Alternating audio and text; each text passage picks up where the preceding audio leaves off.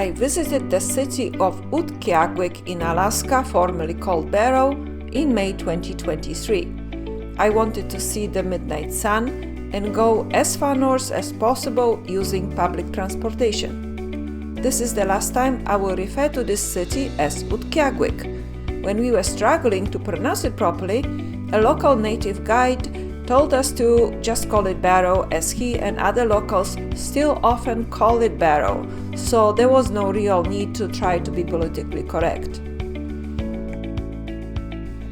Barrow is located approximately 7 degrees further north than the capital of Greenland. Average temperatures in Barrow in May are still below freezing, but sometimes they are above freezing and the snow and ice start to melt. The population of Barrow is approximately 5,000. The city has all the utilities one would expect a civilized city to have: gas, electricity, internet, cellular coverage, sewer and garbage processing. How do they deal with garbage? They burn it, and what can't be burned is taken away on barges in summer. They have educational institutions up to a college degree. They have regular daily flights to Anchorage.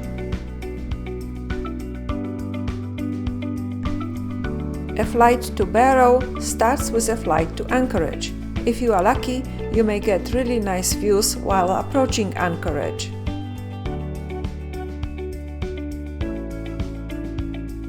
And now we are landing in Anchorage. Anchorage Airport is nice, but food is expensive. One can find reasonably priced food at McDonald's. During mealtimes, lineups at McDonald's are quite long. There is no McDonald's in Barrow. I noticed that many Barrow locals purchase McDonald's food to take home. Here are some of them waiting to board the plane to Barrow. And now we are taking off for Barrow. Well, depending on where you're flying from, you may want to spend a night in Anchorage, as there is only one flight per day from Anchorage to Barrow. 50% of Barrow population are natives, and almost half the people on the flight are natives. It appears that locals are often flying to Anchorage to do their shopping. The percentage of tourists is likely much higher in July and August. We just turned over the sea towards Barrow Airport and are now approaching the landing. In the distance, we see the fuel storage structures. All the gas for cars the city uses throughout the year is brought to Barrow once a year.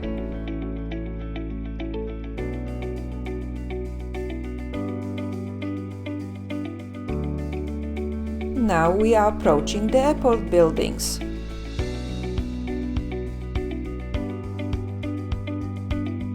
And now we are deplaning. Finally, we are in the small airport hall with people waiting to board the plane that just arrived, along with the people who just landed. Here is the other side of the airport building. Roads in Barrow are not paved. However, recently the city built a 1-mile stretch of paved road next to the airport to test how it would fare in the constant freezing and melting environment. It looked good, so hopefully more paved roads are coming.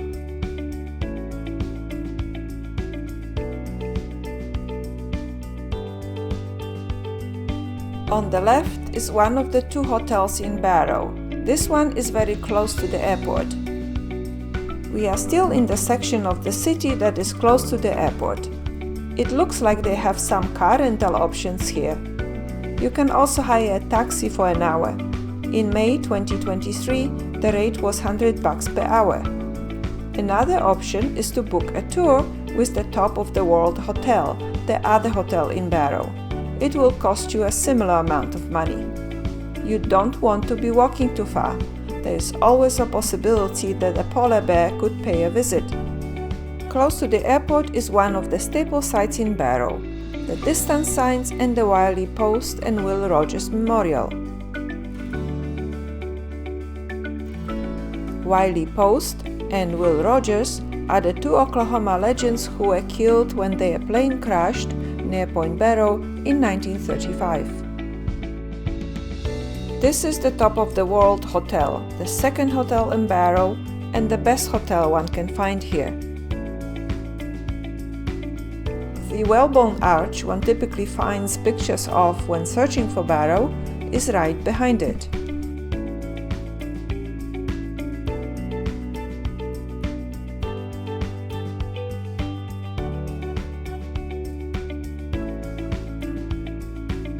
And so is the beach. Here we see metal structures that are meant to protect the city from storms. Surging water and ice could be dangerous.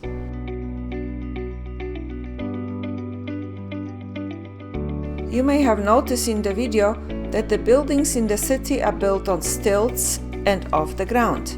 Potential flooding is not the main consideration though. Preserving the permafrost is. The Top of the World Hotel is in the newer section of the city. Lakes separated from the airport section of the city, with the road to the airport having a sea or a lake on each side.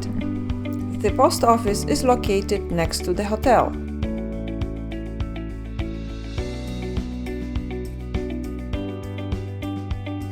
And here's the view of the post office from the hotel window. The window had to be opened to take the picture as the windows were dirty. That's because of the dirt roads, I think. The hotel rooms themselves were very nice and clean. I liked the hotel, but it was pricey. If I ever fly to Barrow again, I probably would choose to stay here again. The midnight sun was one of the reasons I wanted to come to Barrow, so here it is, the astronomical midnight in front of the hotel and the sun itself at the back of the hotel.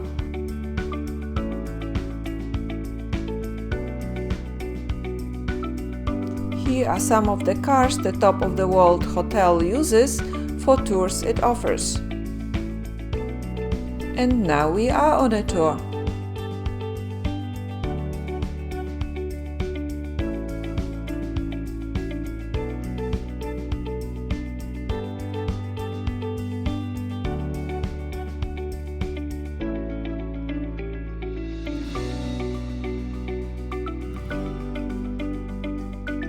Now we are arriving at the college campus.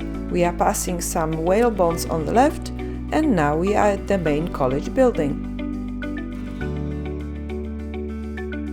These whalebones may also be something you recognize from pictures associated with Barrow on the internet. We are leaving the campus and heading towards Point Barrow, the northernmost point in the United States.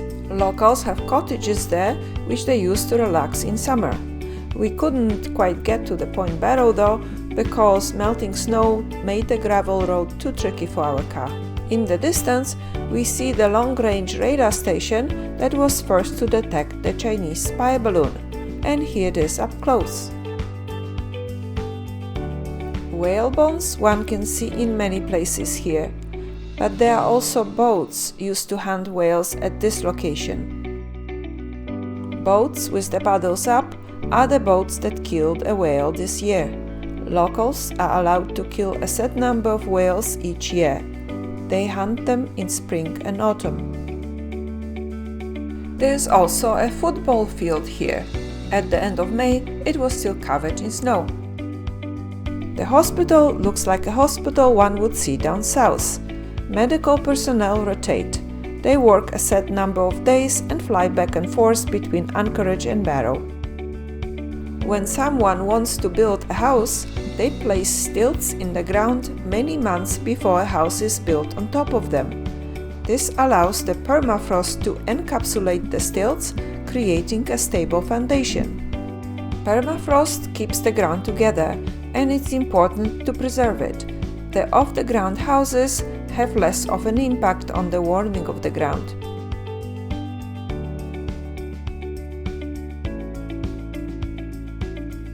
This is the city's biggest store. It looks like a typical grocery store down south, but prices are often triple what something would have cost elsewhere in the US. But I found some items that were less than 50% more. Wages match the prices. Next to the grocery store is the Heritage Center. It is worth visiting. It is a museum where you will find native arts and crafts, the bowhead whale replica, and taxidermies of many local birds. You can take pictures of the birds in nature, but you will need a zoom camera. Geese are afraid of people as they are hunted. Little cute snow bantings constantly move from place to place.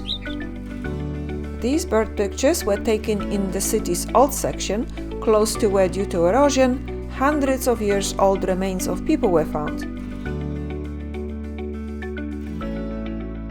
After the event loaded 24 hours, our Barrow adventure is coming to an end. We were lucky. It is not uncommon for people to be forced to stay in Barrow an extra day, 2 or 3, if dense fog stops airplanes from landing in Barrow. Therefore, if a trip to Barrow is in addition to other travel plans in Alaska, it is best to add it to the end of the trip to Alaska. And the last look at the neighborhoods of Barrow.